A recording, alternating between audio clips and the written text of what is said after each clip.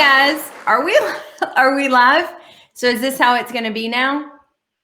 All right. Well, welcome to DINKS. We're glad to have you tonight. Apparently, we're having a little bit of technical issue. I hate you. You're such an ass. There's absolutely no technical issue, but you're like, what day is it, JP? Okay. Wait. I'm doing important things. I'm writing. I'm making notes. Here we are. Well, thank God I wasn't doing something super embarrassing. Yes. I have a gym towel at my desk. I'm making notes. You. Hey guys, welcome to Hump Day Happy Hour. It's Dentist in the Know. I'm unsubscribing to this group. Unsubscribing. I'm done. This is the fun that we have, though. So I'll go ahead and introduce them since you just sat there and didn't do anything. I'm going to have to introduce everything. So, hello, everyone, again. I'm Jeff Horowitz. Above me is Chad Duplantis. And the woman who ignored you at the beginning is Dr. Jennifer Bell. We are all practicing dentists. We are all catapult educators, and we are all here to bring you guys in the know. We're excited to have you for Hump Day Happy Hour. How's your week, guys? JB, how's your week? Next. I felt like my intro. It's that kind of week. How about you, Jeff? How's your week? Apparently, this week was better for me than it was for either of you because literally I was getting depressed from your text this week. Oh yeah, it was bad. Yeah. It's been one of those weeks. So tell us. No one wants to hear me say I had a good week. I did have one unfortunate thing happen, but not going to go there because, man, you guys topped me this week. So let's hear it. So let's see. Monday was a good day. Tuesday was one of those days where, not one single block was effective yesterday. Mm-hmm. And, you start and the patient, and it happens to be on the highly anxious patients, which we know that anxiety does play a factor in that. But man, it was just like one thing after another yesterday. And I was just like, somebody please just give me an effective block because I do this day in and day out. And I just could not get these people numb yesterday. So that was really it. Dentistry, quality of dentistry was good. That was good. It just, I don't like hurting people. And I felt like I was yesterday, and that's never fun, but I guess it happens to all of us every now and then. Yeah. I've had the dental gremlin come into my office overnight and substitute saline for my anesthetic. And you just wonder, like, all day, who came in and gave me the saline carpules? Right. And I've been there too. JB, why did your week suck? Well, suck is always such a strong word, but it has just been so busy. Jersey. My vocabulary is not that big. It really sucked. It really sucked. It's just, there's COVID is creeping in at every corner that I turn around and trying to steal my staff and trying to steal their childcare situations. And the demand for getting in before the end of the year has just exponentially skyrocketed. And so we're trying to be everything to everybody. And I think it hit ahead this week. And that always carries a heavy burden on the owners and the dentists who have to ultimately produce the work. So it's just been, I feel the weight of the week. I'm looking forward to the rest of this month, and it feels equally as heavy. So I think that has a bit to do with it as well. Yeah, I get it.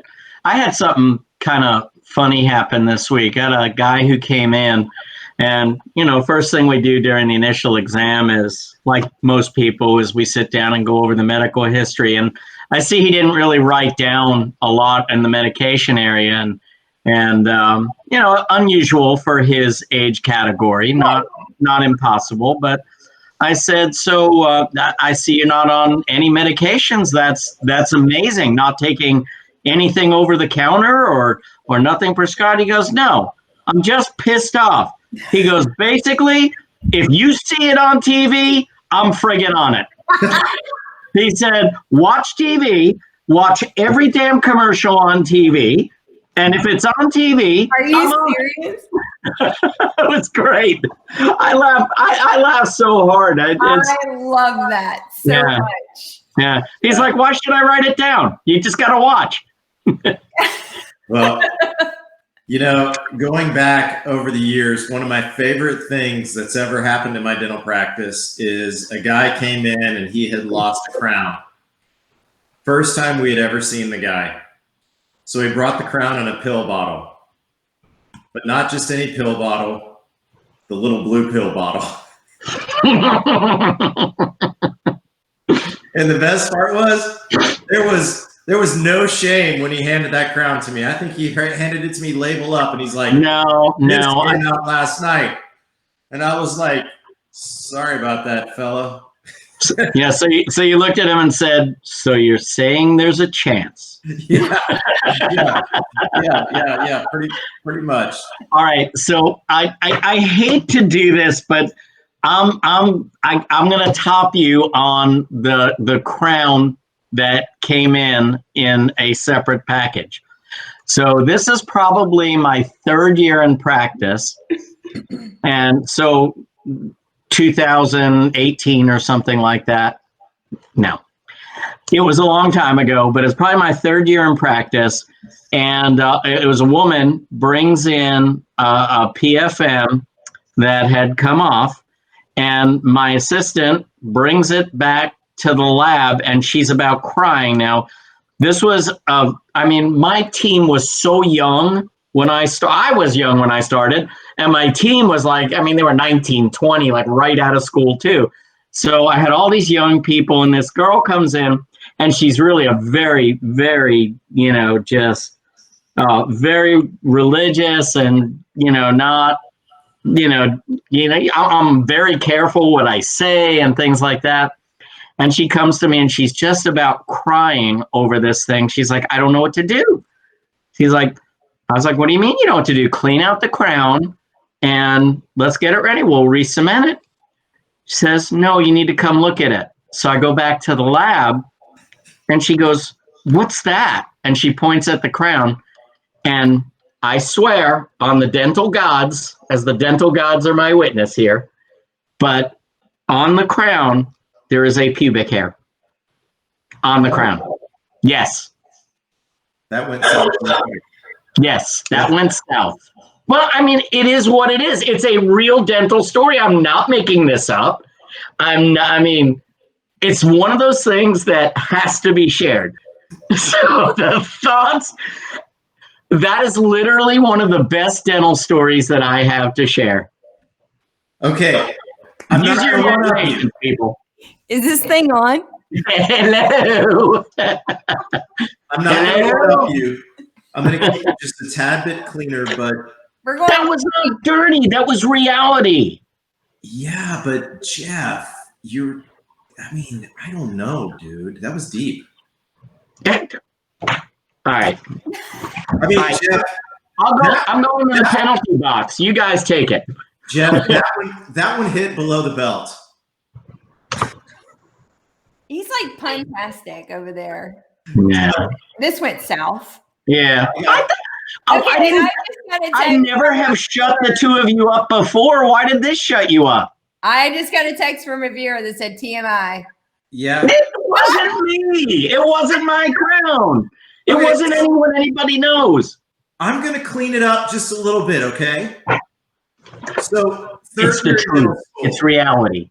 Third year in dental school, seeing patients. The whole tooth and nothing but the tooth.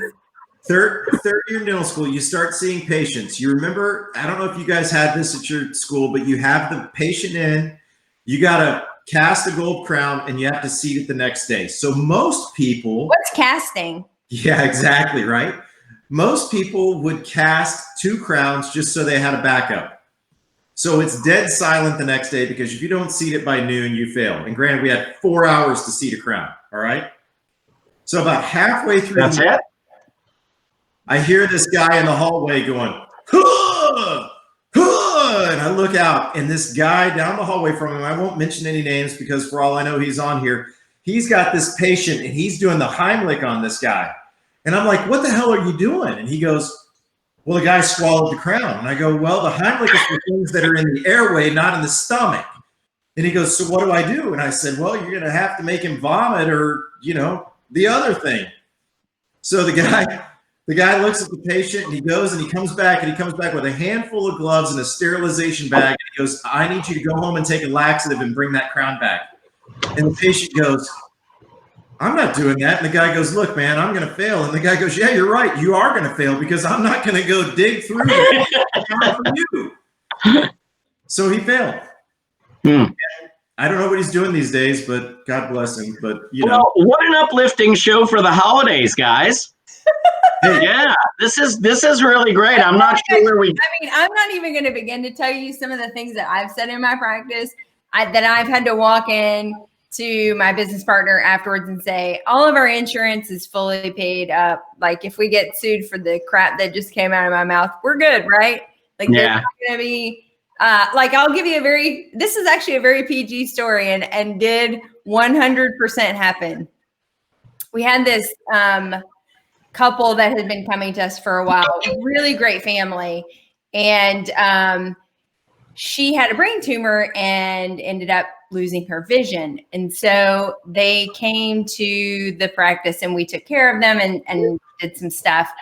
And I was walking them out. And as I have discussed with you on numerous occasions, I'm not super great with receiving compliments. And I usually will dismiss it off with some kind of joke. So the husband was very appreciative and he said, I just really appreciate all that you've done for my wife. And I said, and he goes, we're just so indebted to your care. And I said, well, a blind squirrel will find a nut every now and then. Oh, you've told me this story. And then I went, I'm Dr. Franklin, and I ran down the hall. I'm Dr. Franklin. I'm Dr. Duplantis. I'm Dr. Duplantis. Yeah. I laugh at that story so much, and I didn't actually say that, but for comedic effect, it's way more better if I did. It's way more better if I did. No, I definitely said that, and then I looked, and I got that look in my eye, and my eyes went around looking to see if anyone picked up on what I had just said, and then hightailed it down the hallway to the office.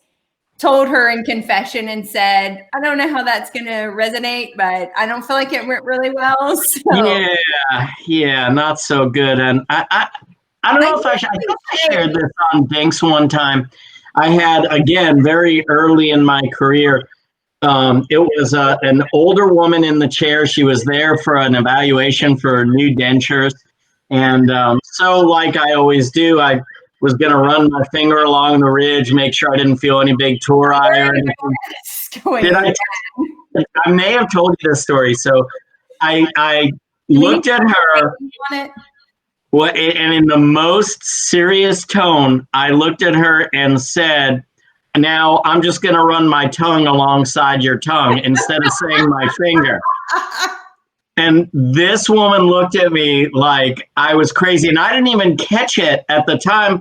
And my assistant looked at me, and she just kept staring at me. And I said, what did I just say?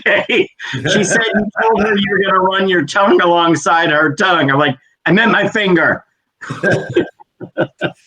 Well, on that note, 'tis the season to be merry. You didn't really do that, right? I'm just kidding. What's that? You didn't really do that, right? Honestly, what has more nerve endings than your tongue?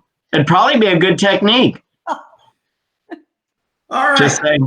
In our COVID world. 'Tis the season to be merry. Let's go. Yes. We are educators, by the way. I don't. Yes. Yeah. I think that's lost now. Yeah. What are we talking about tonight? What are we educating on tonight?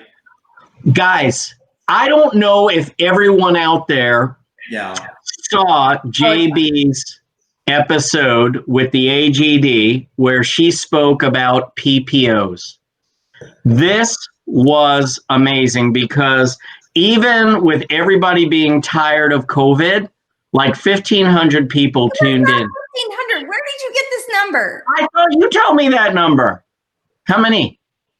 Well, Right. like 500 registered. 7 people. Yes. There were like 9, and my mom and dad were 2 of them. No, you had an amazing turnout for that, especially, and the AGD was raving about it because they had a big downturn in their webinar viewing, and you came out and you did this episode, or you did a webinar that was talking about PPOs, and not necessarily in a negative light, the way a lot of dentists in my generation and Chad's generation have been taught to think about PPOs. They are not necessarily evil, and that it is possible to have a really good business strategy and implement some of these, PPO programs in an office. It doesn't mean that you're a second-rate dentist. And I think with so many people being, really disappointed in what's happened this year, and so many people, we've gotten notes from a lot of our viewers who are in, states with bigger lockdowns and higher COVID rates, and they're saying, look, this is really bad for us, and we're really feeling stressed out. We're feeling a lot of pressure. Is dental practice ever going to be the same way again? And so I think for that reason, that's why you had such great viewership on this.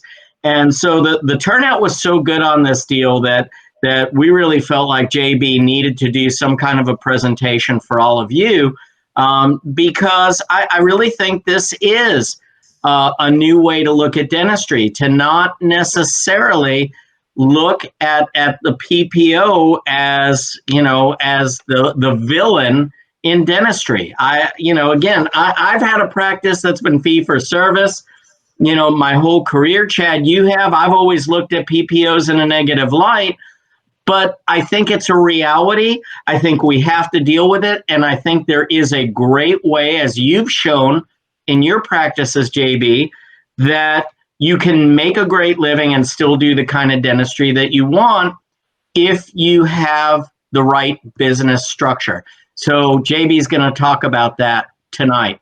Other than that, we got nothing. Well, Jeff, you did say, you were talking about our generation.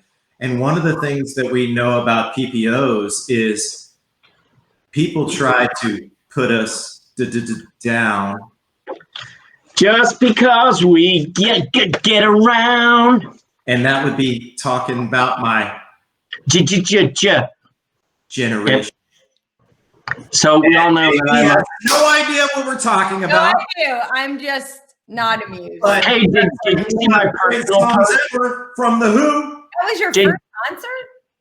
Yeah. Did you see my personal post today? Everyone check out my page, because I put the funniest personal post up today about classic rockers. And the old people? Was that not great? Because I always pride myself on being a big classic rocker. And then it was like, when you look at the other classic rockers, and it was a nursing home full of people singing to the Ramones. That's going to be your first group for sure. Yeah, and I got to credit Hugh Flax. He's the one who sent it to me. So. Well, JB, did you have some slides that you'd like to share? No, I think what I'll do is I'll just kind of go through. Are you guys hearing that echo? Is it just me? That would be just you. Okay. So, I just want to make sure. I will go through some stuff tonight, and then I may post a few summary things on the Facebook page tomorrow. I think that's probably easier than trying to toggle back and forth. All right. By the way, what are we having tonight over DINKS? I'm having a little Story Point Cellars Cabernet. Nice. Jeffy? I am confused with your drink. No, I'm back on the orange. I'm on an Orange Swift kick right now. So you cannot go wrong with that at all. Yeah, Is it abstract or? What is this?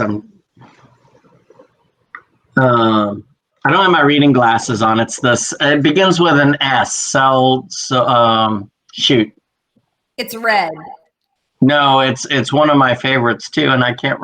I'm drawing a blank, and I can't read it because my reading glasses aren't out here. Yeah. So the problem is that Jeff's got real world problems because when I open a bottle of Orange Swift, it better be a damn good night because that ain't cheap to me. No, it's not cheap to anyone, but life's too short for crappy wine.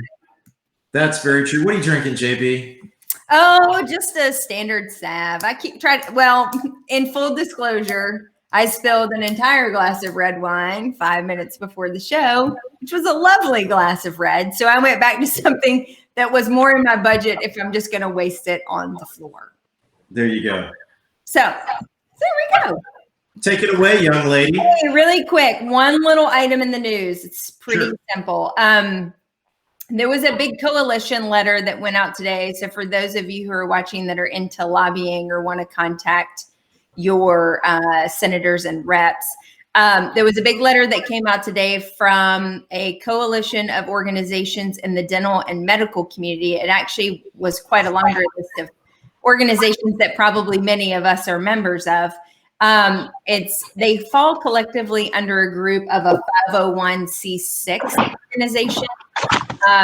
And they are asking for a little bit of support from the next, right now in the Congress, they're discussing the CARES relief package 2 maybe, and what that might look like. And so they've thrown in their hats to say, hey, 501(c) organizations have received some support, but 501(c)(6) organizations have not.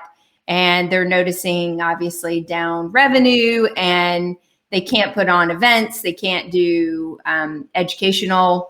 What? Okay. Got us all though. Thank you. So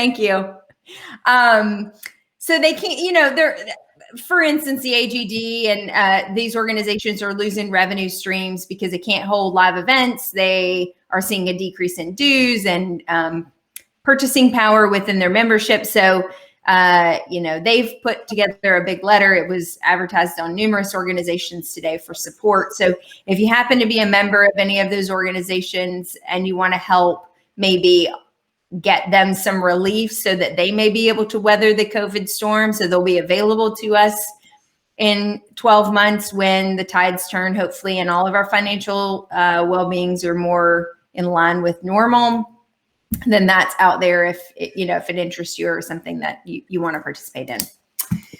Could we have an update next week, because there was a lot of chatter about it this week, on the PPP forgiveness? Anything that you know? The IRS doubled down again on their December ruling and said no tax forgiveness. So for the amount that you get forgiven, you will receive a tax, likely will receive a tax burden for that. So for the amount not forgiven, that'll fall under a different category. I would ask you to speak to your CPA and your banker on that information. But I think at this point, all the advice coming out from the CPA organizations is to plan for the worst case scenario, which would mean some type of tax burden attached to your PPP money. Okay. For me, that meant going over to moving out to St. Bart's. Yeah. The worst case scenario is St. Bart's, here I come. Open up a company maybe in a Caribbean country. Yeah, exactly.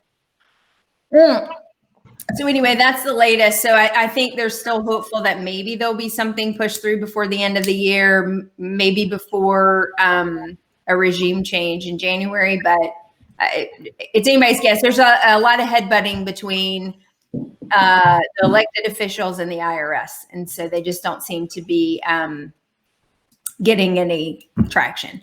So let's go ahead and move on to tonight. So before we get started, I have to do a full disclosure. While we talk tonight, because we are a collective group of dentists that are hosting the show, we will not be able to speak about any specific companies, and we certainly don't endorse any PPO networks or encourage anyone to operate as a collaborative effort. So tonight's information is purely informative. Hopefully it will provide some gateway for discussion, some good Q&A on how PPOs might directly affect your practice. This isn't as might have been misled from the title. This is not an endorsement or a recommendation to bring PPOs into your practice.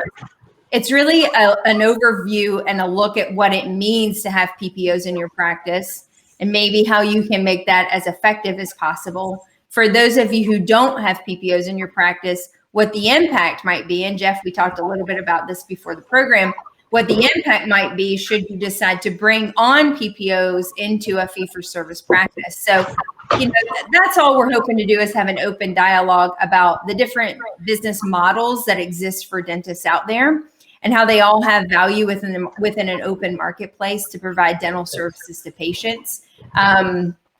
No judgment on any of them, hopefully.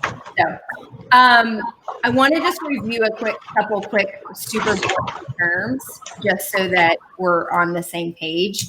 A PPO is a preferred provider organization. That is working with a group that provides benefits to employees of a certain employer. And as an in-network dentist, you have agreed to a certain contracted rate with that company in order to be able to provide those services.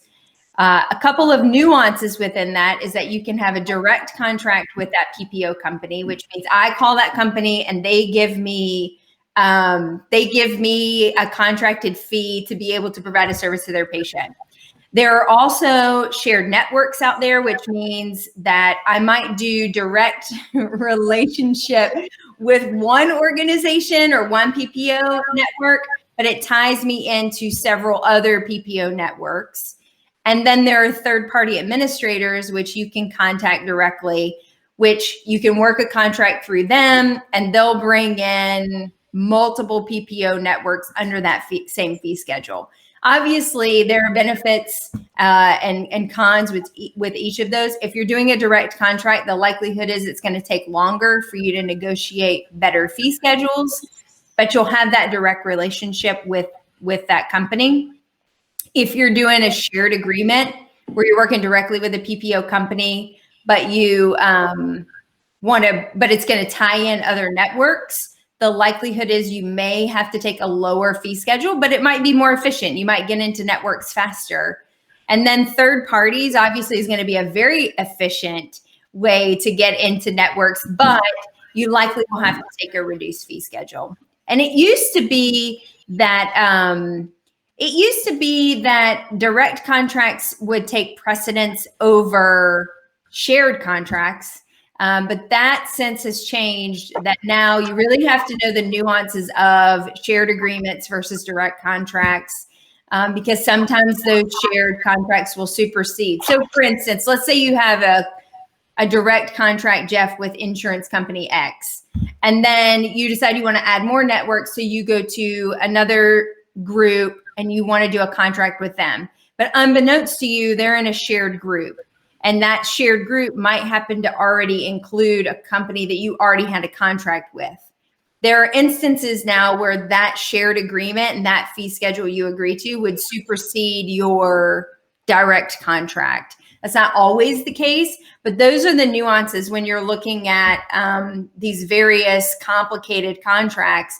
If they're going to bring in a bunch of other insurance companies along for the ride, you may lose some of your fee schedules that you already have in place. And so that's why it's just really important to know who's got interrelations with each other, who's operating and who's sharing fee schedules, who's doing the bidding for those clinicians. So, JB, what is the typical obligation time? So are they typical? And again, forgive my ignorance on this, because we have not taken on any PPOs, but again, I came into this at a time where we didn't necessarily have to.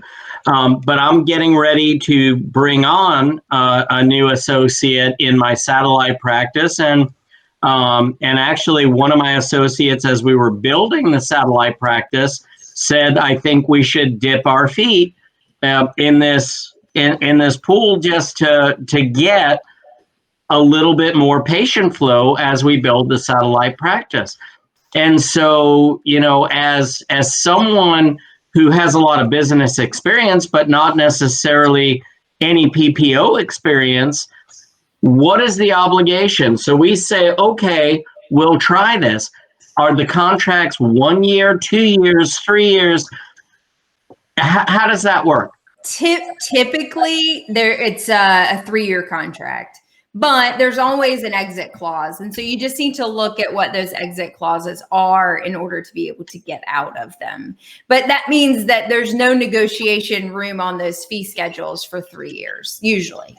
Right. So I understand but what if they come in and then, one of their other companies that they've merged with now, you said their fees could supersede the fees of the company that you originally signed up with. So is that not automatically a way to get out? I just wish, I just wish that it was as fair from their end as it was from ours. And I'm going to be devil's advocate here because 100%, I encourage Lord knows you have built 2 incredible practices, accepting a lot of these insurances. And for the people who are wanting to know whether to get involved with that, I'm going to kind of talk from the standpoint of, I just don't know. Yeah, I agree.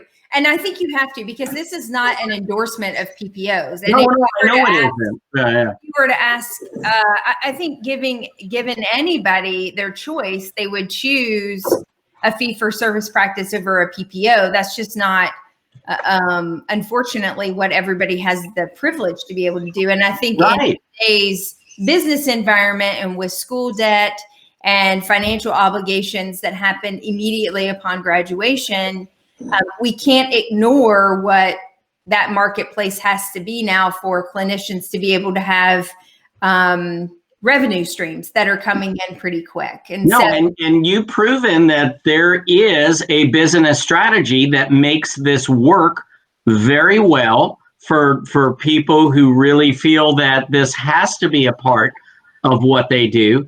Right. And also to still do the kind of dentistry that you want to do. Right. Absolutely. I want to go back and address the one thing you said, though, about, if another company comes in or they join another network, and would I have to then take it? And the answer is yes, unless you opt out. So for most companies, if they decide to go in network with somebody else or bring in another group of patients that they want to tag along to their existing in network, you'll get a notification in the mail, and they'll let you know that, hey, we've added this group of patients, or we're going to do an across the board 10% fee decrease. All of those things come in your mail. And then you have a decision to make as the owner, doc, and clinician as to whether or not that's going to be agreeable to you or not. So you were opted in unless you opt out. And usually you have a period of response. 90 days is the typical response time that they'll request from you. And then if you don't respond, you will be opted in.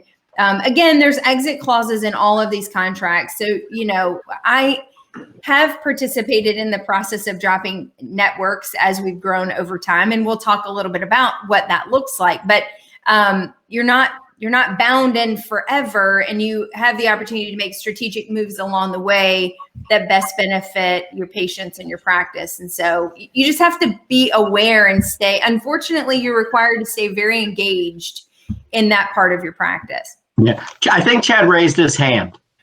Yes, Chad. I was waving because I hadn't said anything, but how y'all doing? Hi. Hey, no, I had a question in regards to what Jeff was saying, and maybe I misunderstood Jeff's question, but Jeff, you said something that if a company changes networks. No. I was responding to something that JB had said. that very often these companies will bring other smaller insurance companies into the fold of their network, and I did not know this. Like JB said, act surprised when you hear this. I'm like, well, I am genuinely surprised at this.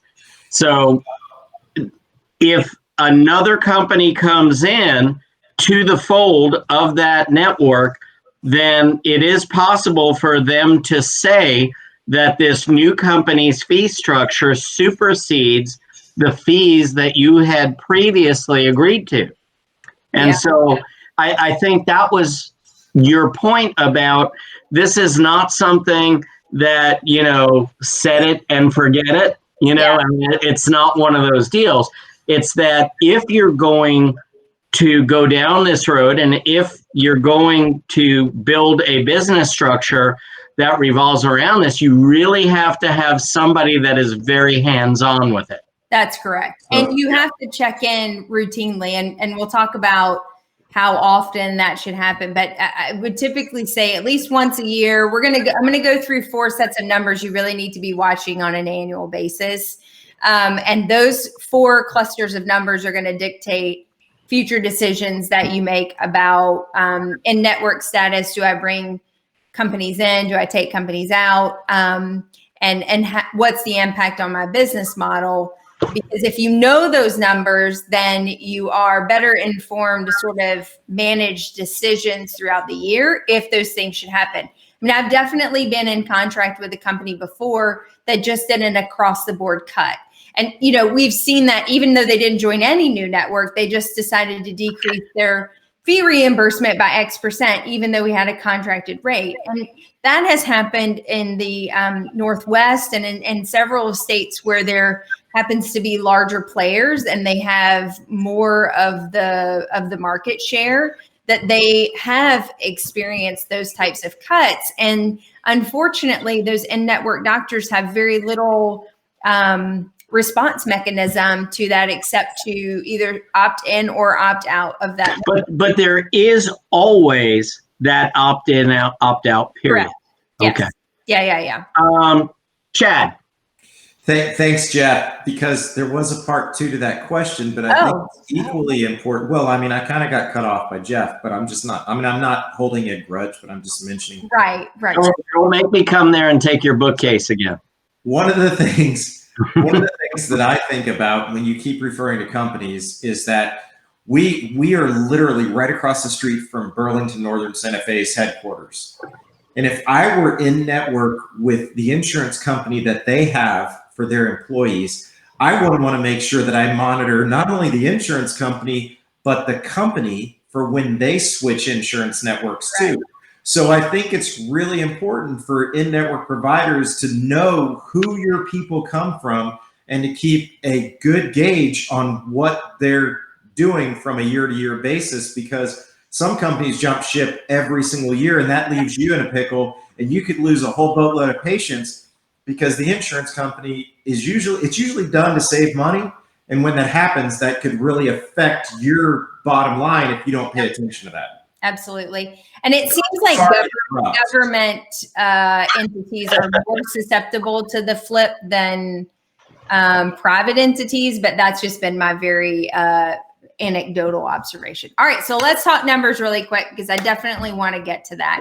So when you're looking at your numbers for each annualized year and you're just making decisions, whether it's opt-in, opt-out, continue to run as is, whatever the next milestone is going to be for your practice, there's a couple really important things you need to know.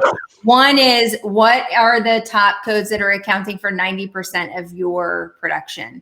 So you want to make sure that you run reports, that you understand what it is that you're doing. One of the things that is really important to understand is that insurance companies typically are going to present you a contracted fee based on the top 20 codes in your geographic zip code.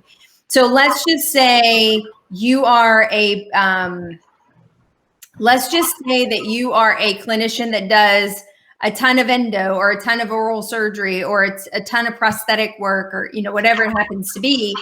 They're going to give you the top 20 codes of what you could expect to see in an average practice in that zip code. That may not relate to you. And so it's really important to know what it is that you're good at, what you enjoy, and what you're producing.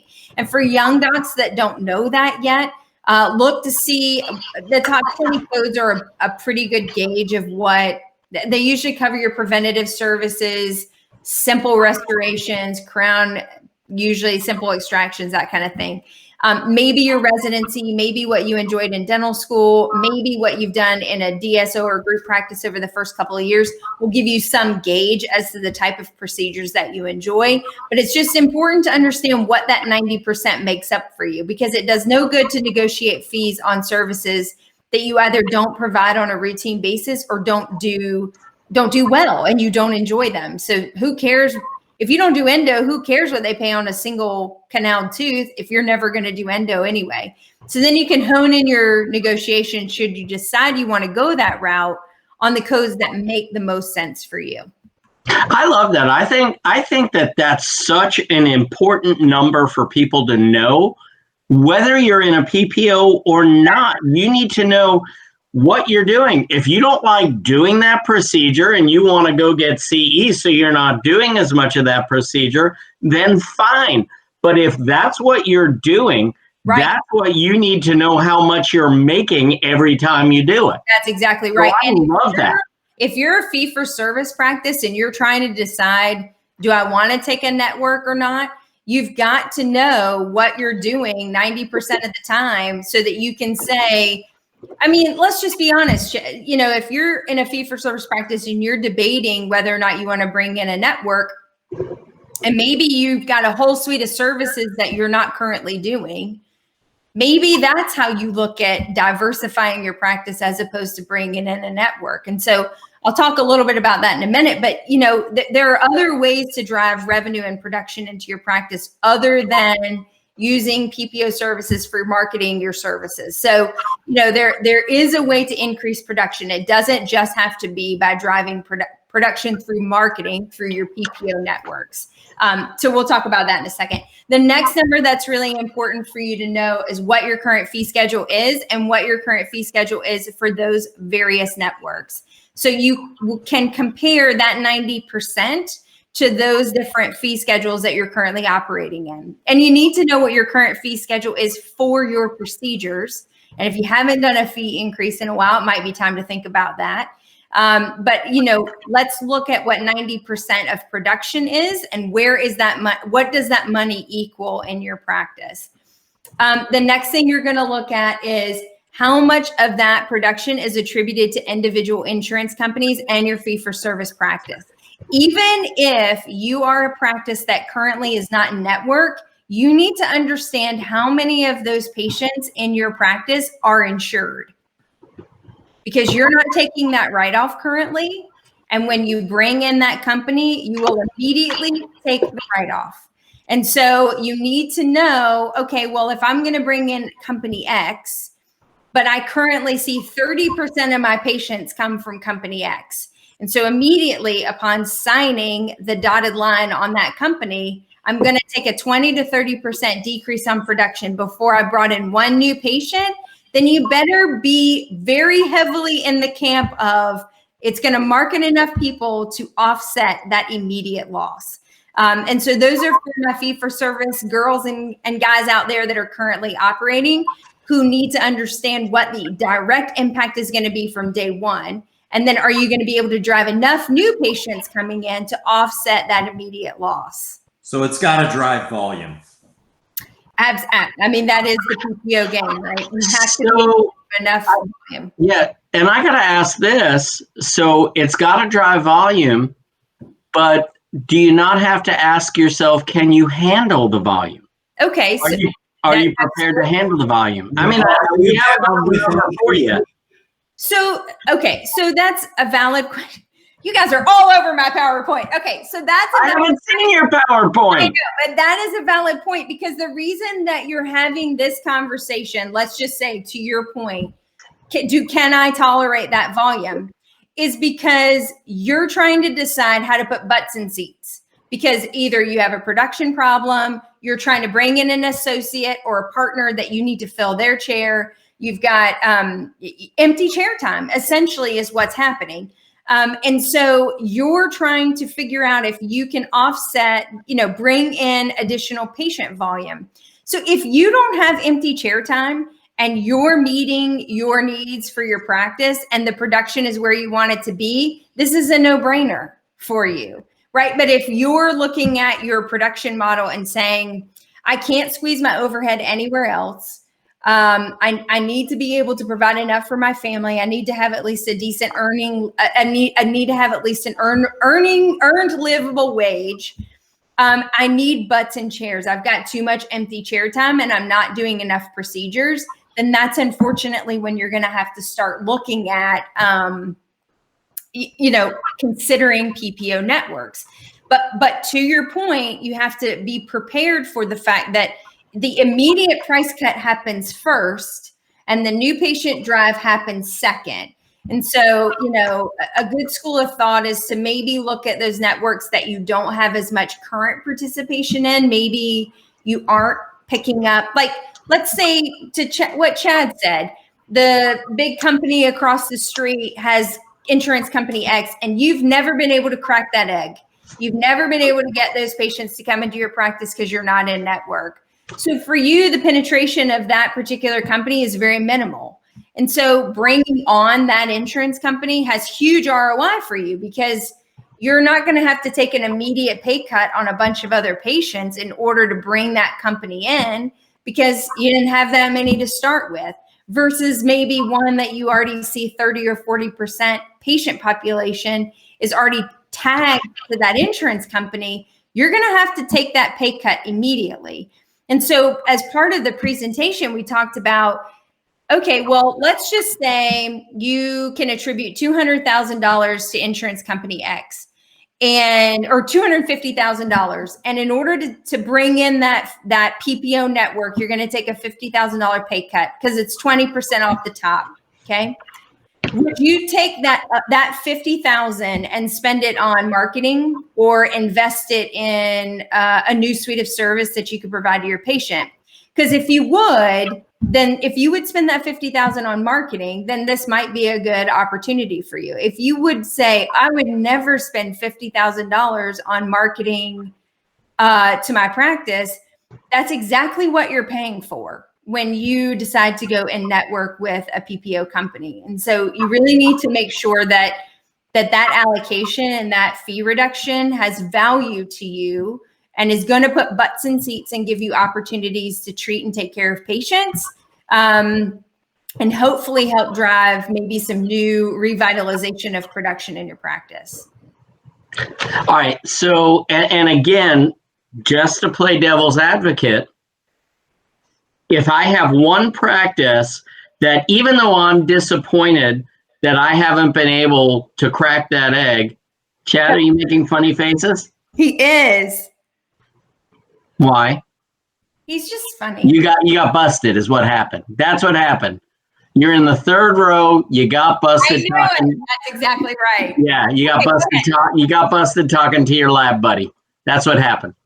So even if, I think from a business standpoint, even people who have practices that may be very busy or full, we're always thinking, gosh, I would love to be seeing more people from company X. But if seeing people from company X means that I have to push away my fee-for-service patients or build out or, add resources to be able to see them, then that doesn't really make a lot of sense. Whereas like in the example of my satellite practice where you're trying to build up a new practice, it makes complete sense. Right. Even though you want to crack that egg, do you need it? I think that's the question that you need to ask. Agreed. Chad, you're muted. Oh, can you hear me now? We can hear you now. So what I'm going to say, don't make me lose my train of thought again. Maybe you muted me, which I'm not happy about. I might have. So anyways, what I'd like to say is several years ago, we had these two large companies. And so we contemplated picking up their insurance companies and being in network. And so we really evaluated the numbers and realized that it wasn't for us. So what we did is two things. For one of the companies, we went to their health fair and we started a discount program for people that came over from that company. Now, once again, discount prior to insurance. We still filed their insurance, but we filed the discounted fee.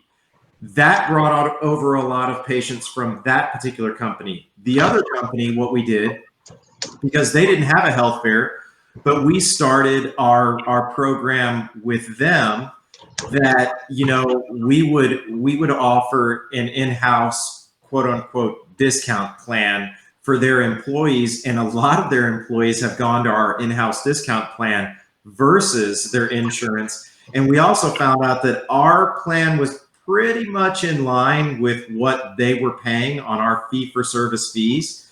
And so, our fees were pretty much in line with their PPO fees. They had a really good PPO.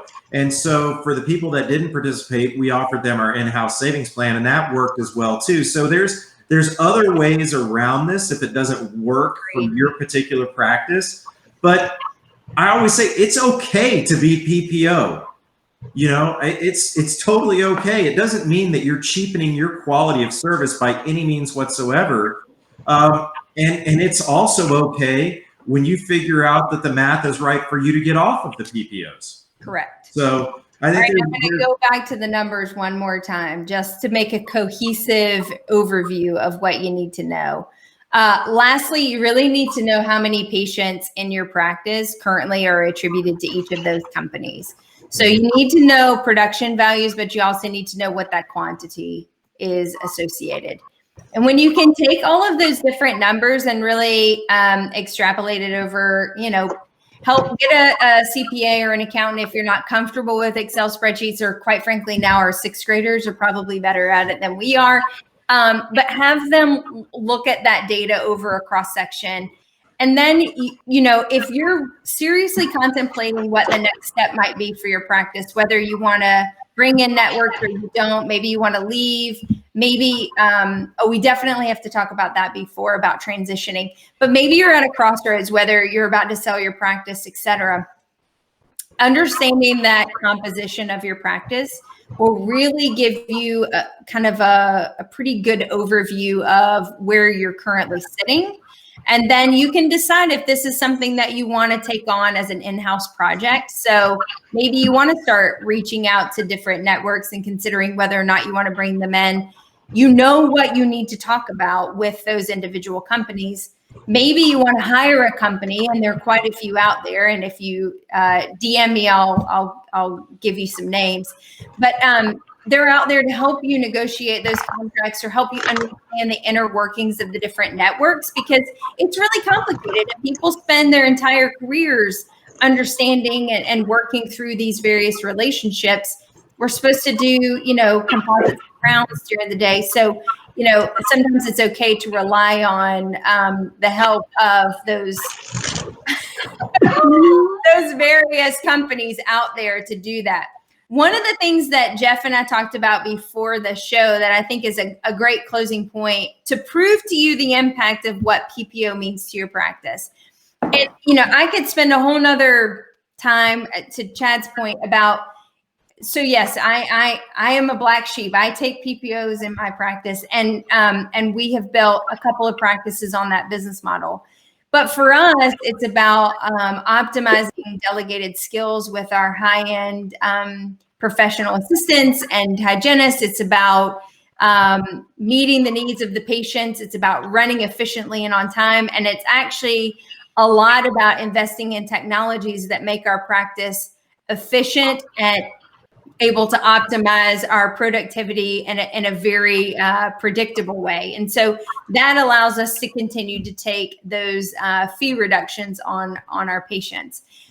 With that being said, one of the things I'm going to leave you with is for those who may be watching or tune in at some point, who are considering selling their practice and thinking about leaving their current situation.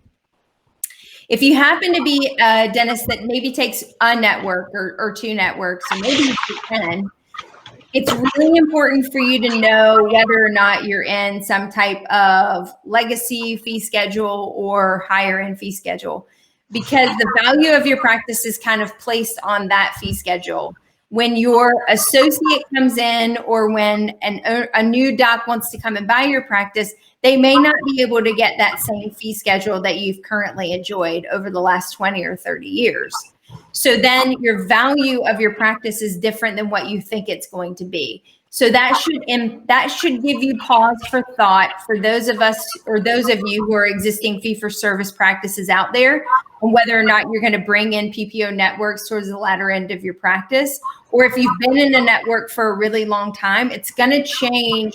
The value of your practice may not be what you think it is, because no one else can get that same fee schedule. So do your homework beforehand, know these numbers, then encourage people who are coming in to find out what their contracts are going to look like before they make an offer on your practice.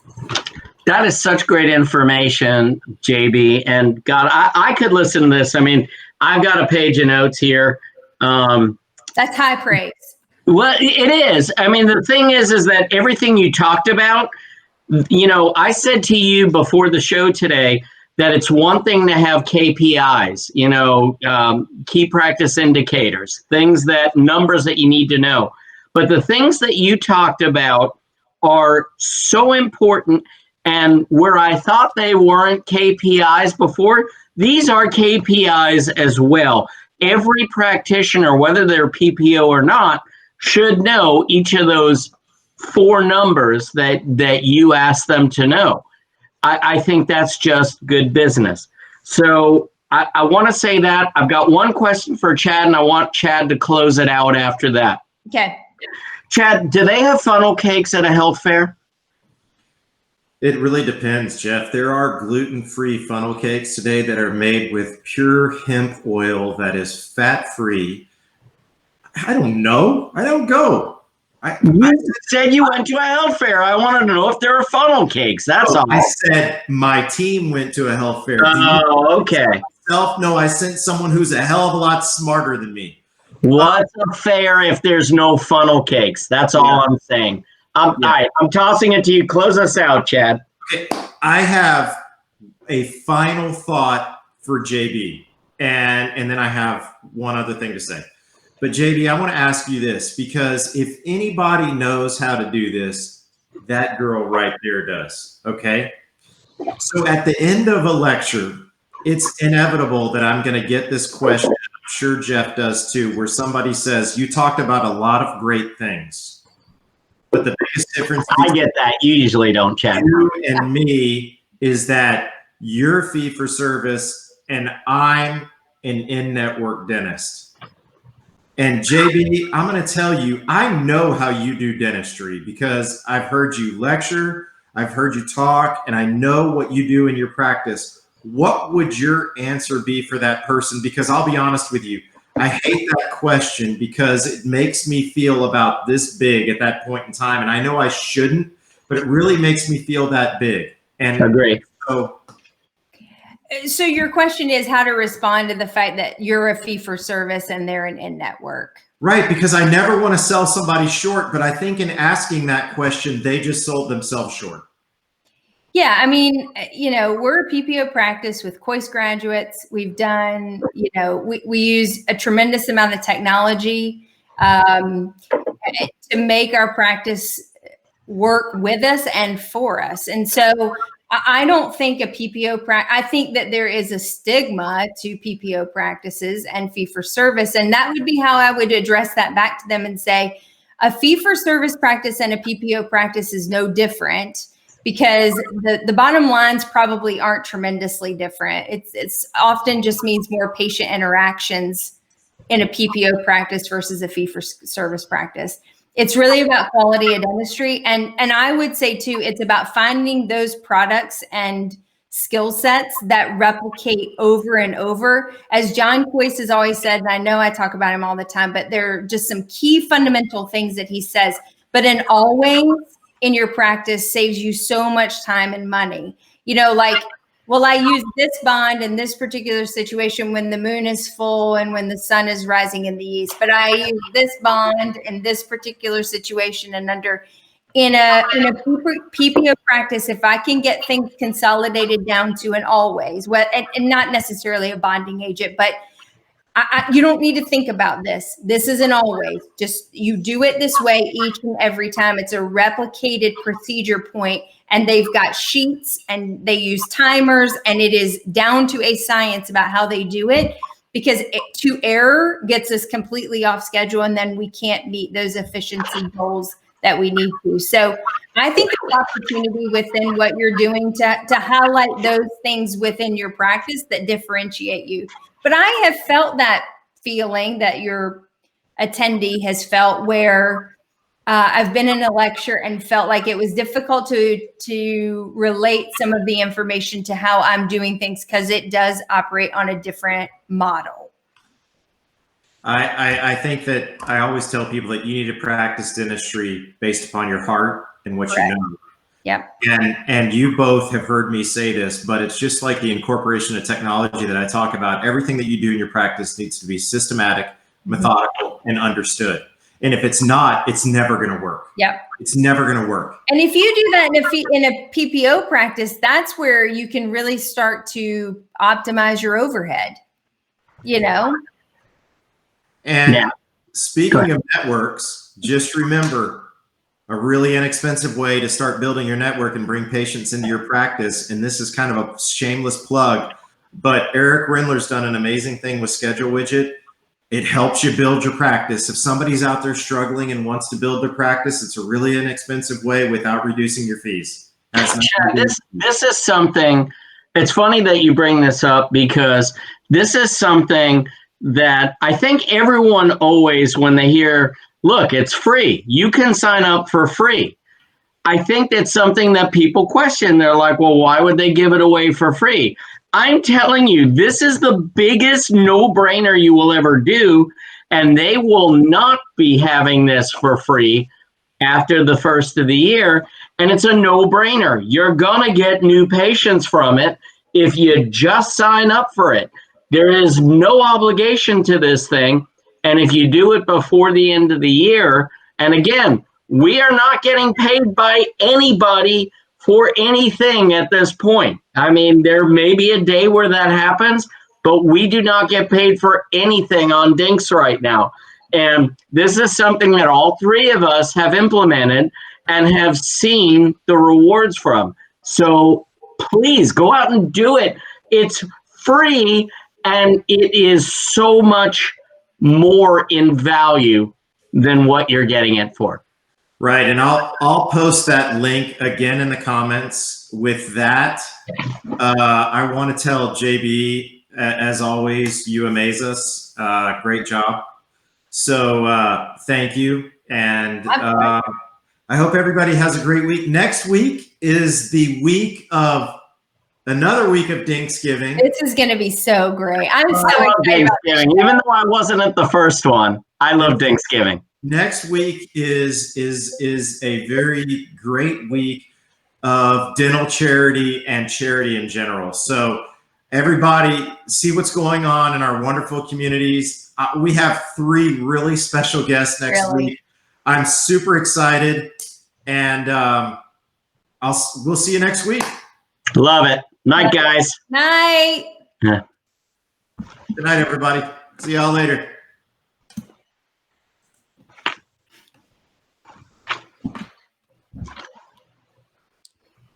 How long does this go on? I don't know. Are we off? Nope.